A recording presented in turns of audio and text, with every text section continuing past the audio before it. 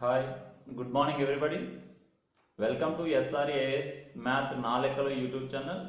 సహజంగా మన ఛానల్లో జాబ్ నోటిఫికేషన్ సంబంధించి మ్యాథమెటిక్స్ కంటెంట్కి సంబంధించినటువంటి వీడియోస్ మన ఛానల్లో వస్తూ ఉంటాయి. దయచేసి ఛానల్ని సబ్స్క్రైబ్ చేసుకోండి, 10 మందికి షేర్ చేయండి, లైక్ చేయడం అయితే మర్చిపోవద్దండి.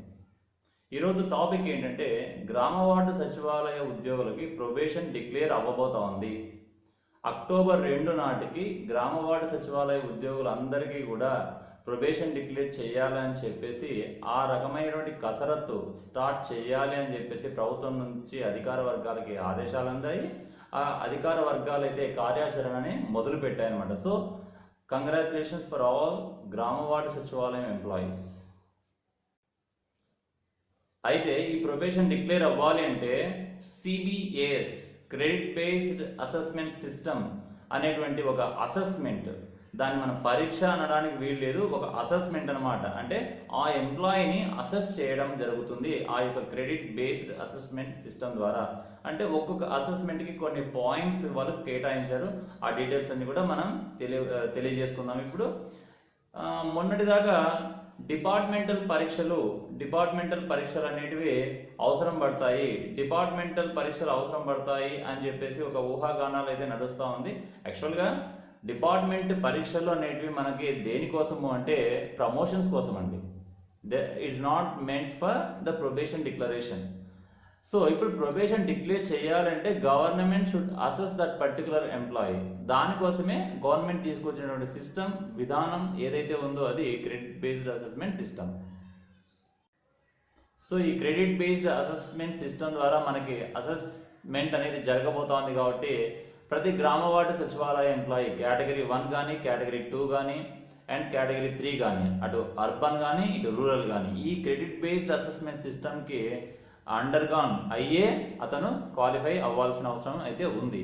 సో ఇది ఏమంత పెద్ద కష్టమైనటువంటి విషయం కాదు. నేను అందులో ఏమే అంశాలు ఉన్నాయని క్విక్గా చెప్పే ప్రయత్నం చేస్తాను. దీన్ని మీరు బాగా గుర్తుపెట్టుకుంటారని చెప్పేసి కూడా నేను ఆశిస్తా ఉన్నాను. So definitely it will be useful for every functionary. So ఈ క్రెడిట్ బేస్డ్ అసెస్మెంట్ సిస్టంలో ఏమేమి ఉంటాయి అంటే ఒక 5 అంశాలు అయితే ఉన్నాయన్నమాట. మొదటిది ఇవి మొత్తం కలిపి 100 మార్కులకు ఉంటుంది. ఇందులో మొదటి అంశము డిపార్ట్మెంట్ రిలేటెడ్ అసెస్మెంట్. సపోజ్ నువ్వు ఫిషరీస్ అసెస్మెంట్ ఎంప్లాయీ అయ్యాను అనుకోండి, లేదా నువ్వు సాంఘిక సంక్షేమ శాఖకు సంబంధించిన వెల్ఫేర్ అండ్ ఎడ్యుకేషన్ అసిస్టెంట్ అయ్యావు అనుకోండి, లేదా మున్సిపల్ అడ్మినిస్ట్రేషన్లో ఉన్నటువంటి ఆ యొక్క స్టాఫ్ అయ్యావు అనుకోండి. సో ఆ డిపార్ట్మెంట్ రిలేటెడ్ 50 మార్క్స్ ఉంటుంది. అయితే నాకేంది తెలియదు కదా సార్, దీని గురించి ఏం చెప్పలేదు, మాకు అసలు ఏముంటాయి దాంట్లో అంటే డోంట్ వరీ అండి, మీకు 40 గంటల 1 కాదు 2 కాదు 40 గంటల ట్రైనింగ్ అనేది మీకు ఇవ్వడం అనేది జరుగుతుంది అని చెప్పేసి అధికార వర్గాలు వెల్లడించాయి మనకి, రైట్ నో. సో ఇది 50 మార్కులకి. మిగతా 50 మార్కుల్లో ఏవేవి ఉన్నాయి చూద్దాం. Government schemes and services of their own డిపార్ట్మెంట్కి 15 మార్క్స్ ఉంటాయి. ఇందుకోసం 5 గంటల ట్రైనింగ్ అయితే మీకు ఇవ్వడం జరుగుతుంది. ఇచ్చిన తర్వాతనే అసెస్మెంట్ చేయడం అనేది జరుగుతుందండి. So government schemes and services, ఇది గవర్నమెంట్ స్కీమ్స్ అంటే మీరు నవరత్నాలు వెల్ఫేర్ స్కీమ్స్ అన్ని మీరు చదువుకోవాలనేది కాదు. మీకు 5 గంటల అసెస్మెంట్ ట్రైనింగ్లో మీకు చెప్తారు మీ డిపార్ట్మెంట్కి సంబంధించినటువంటి గవర్నమెంట్ స్కీమ్స్ అన్నమాట ఇక్కడ. మరి ఫస్ట్ దాంట్లో డిపార్ట్మెంట్ రిలేటెడ్ అసెస్మెంట్ అన్నారు కదండి, అంటే అదంతా కూడా హ్యూజ్. మొత్తం మీ యొక్క శాఖ, మీ యొక్క డిపార్ట్మెంట్ యొక్క కథ కమామిషు మొత్తం దాని యొక్క ఆవిర్భావము, చరిత్ర. సో ఉదాహరణకి నువ్వు సాంఘిక సంక్షేమ శాఖ లేకపోతే పంచాయతీరాజ్ శాఖ అంటే ఇంక నీకు 73, 74 యాక్ట్స్ దగ్గర నుంచి ఏంటి గ్రామ సభ 243A ఇక్కడ మొత్తం ఇవన్నీ కూడా స్టేట్ ఎలక్షన్ కమిషన్ 243 దీని గురించి అంతా చెప్పడమే డిపార్ట్మెంట్ రిలేటెడ్. అది 50 మార్కులకి 40 గంటల ట్రైనింగ్ ఇస్తారు.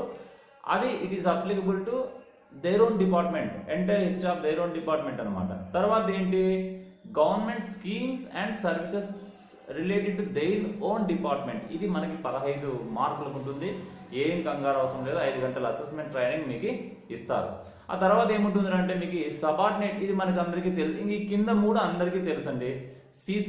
CCLA rules, subordinate services rules, leave rules ఇవన్నీ కలిపి ఒక 15 మార్కులకి దీని మీద కూడా ఒక 5 గంటల అసెస్మెంట్ ట్రైనింగ్ ఇస్తారు. Next and digital services and based on next ఏంటంటే digital services based on computers.